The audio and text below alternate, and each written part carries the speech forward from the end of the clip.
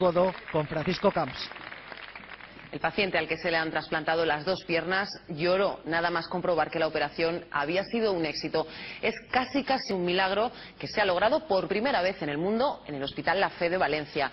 El cirujano Pedro Cavadas ha dado hoy los detalles de esta complicada operación. Ha durado 10 largas y estresantes horas, pero si todo va bien, el paciente caminará en 7 meses.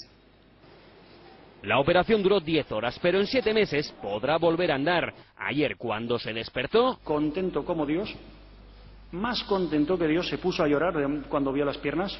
Está contentísimo, clínicamente está muy estable. Porque era lo imposible, pero lo hicieron. Le trasplantaron las dos piernas. Primero, conectaron el fémur con placas y clavos. Después, con cirugía microscópica, suturaron las arterias y las venas. Había que restablecer la circulación sanguínea con gran rapidez. Eso genera un ritmo y un estrés a la cirugía muy importante. Pero después ya se podían unir los nervios, que crecerán sobre los antiguos y avanzarán hasta el pie. Terminaron suturando los músculos y la piel, y a partir de aquí, la esperanza. Si va todo como esperamos, sería realista pensar que en 6-7 meses podría estar caminando. Porque pronto abandonará la UCI y en 3 meses se espera que camine en piscina. La operación ha sido todo un desafío para Cavadas y sus compañeros lo reconocen. Marca un antes y un después y es un verdadero hito en la medicina española. Porque el receptor tenía las piernas seccionadas a 15 centímetros y una prótesis era inviable por falta de músculo. El donante debía encajar en grupo sanguíneo, color de piel y estatura para que las piernas aguantaran el peso.